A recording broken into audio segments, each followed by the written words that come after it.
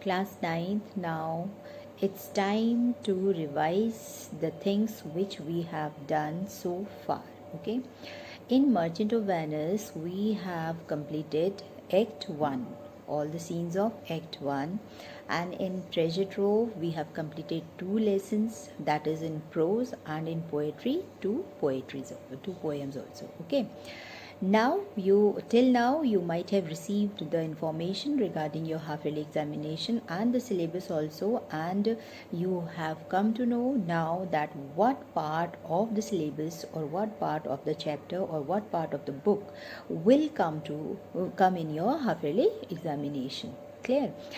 Though the question paper pattern, as you are quite new to it, means you do not know how the question paper will come, because the question paper pattern of 8th class and as you have come to class 9, that is quite different also. Okay, it comes according to the board pattern. So in literature, I must tell you that your literature question paper will be divided into 3 sections. The one is drama, one is prose, and one is poetry, and each section will have 3 parts. Okay, each section has 3 parts. 3 parts means 3 questions will come in each section, from each section. Okay, and you will have to attempt 5 questions in all.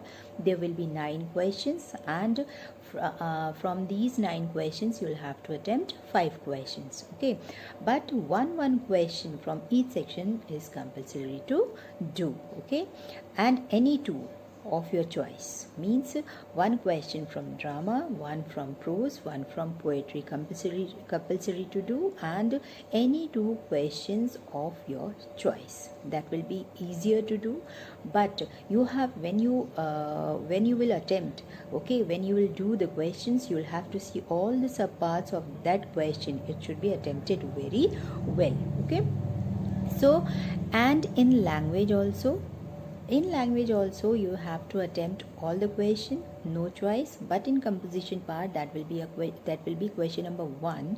In composition you will be given options. You will be given choice. Out of, you will have to choose the best which you know.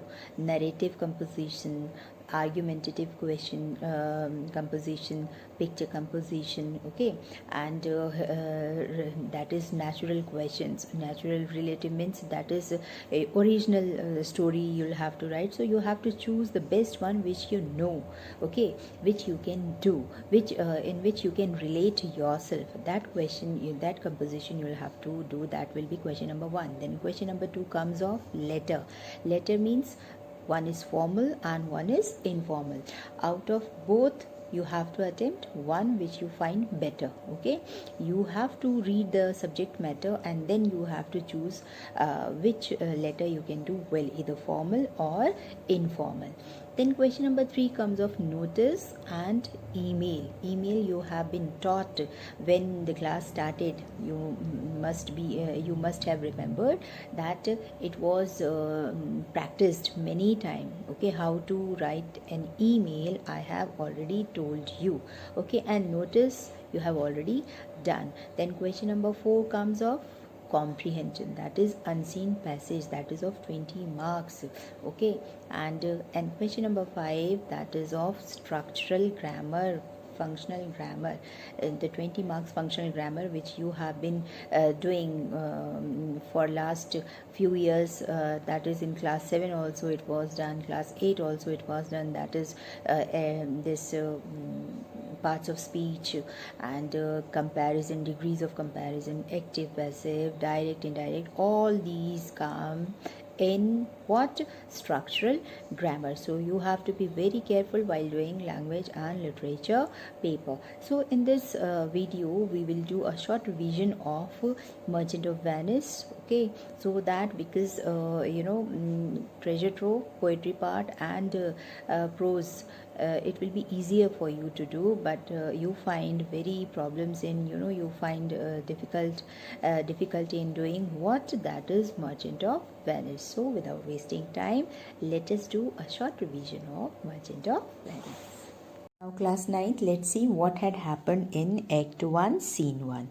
You will find, though you have found that Antonio, he was the rich merchant and kind-hearted also of Venice. He was talking to his two friends, Celerino and Celanio, but he is sad and does not know why he is in the grip of melancholy. Okay, his friends suggest various possible reasons for his sorrowful mood. After they leave, Bassanio, dearest friend of Antonio, okay, enters with Lorenzo and Graciano. They all comment on Antonio's, sadness and offer various suggestions in order to cheer him up. All those suggestions are rejected by him. When Lorenzo and Graciano leave the stage, Bassanio discloses, he reveals all his difficulties to his dear friend Antonio, and that he is in dire financial straits. He needs money. He has already borrowed lots of money from rich merchant. He needs his help again because he wishes to seek the hand of Portia, a wealthy heir living in Belmont. You know that Antonio explains that all his money is tied up in many trading ventures and that all his ships are at sea.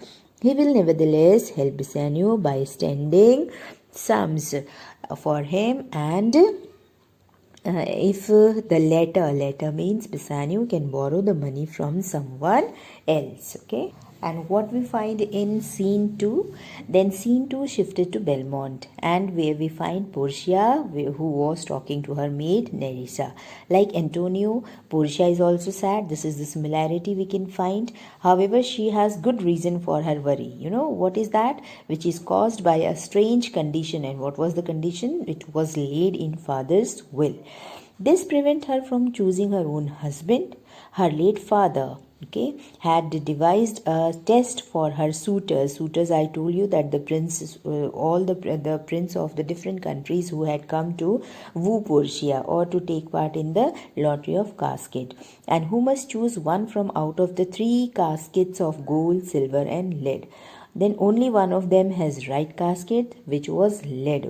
Contains a portrait of Portia. He who fails to make the right choice will never marry another lady according to the oath he has to take before the choice. Then the 2 ladies, Nerissa and Portia, discuss the various suitors who had already arrived.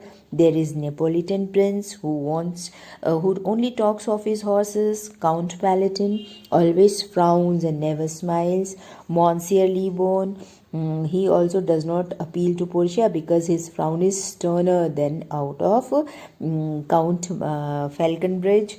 And an Englishman is handsome, but the difficulties of language are against him. And very cowardice marks a suitor from Scotland. The Duke of Saxony is always drunk. Thus Portia describes each one in such a manner that one is left with no doubt that none is suitable to be her husband. However, they are soon informed that all these suitors have decided not to try their luck and they are going away. At this juncture, Nerissa reminded Portia of Bassanio, the young and handsome man from Venice.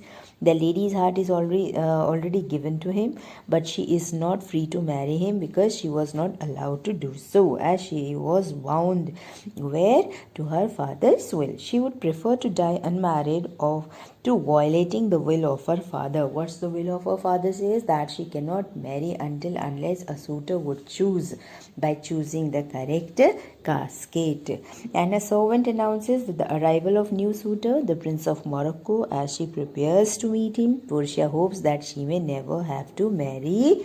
Now in scene 3 you can find that it opens in public place, Venice. Bassanio meets Shylock, a wealthy Jew, at Rialto, stock exchange for a loan of 3,000 ducats for 3 months on Antonio's credit. Clear? Shylock ponders over the matter. Undoubtedly, Antonio is economically sound, but all his ships are at sea presently. Therefore, he will talk to rich merchant before he agrees to loan the money. Then Then what happens? At this moment, Antonio arrives there, and in an aside, Shylock expresses his hatred for the Christians and more particularly for Antonio.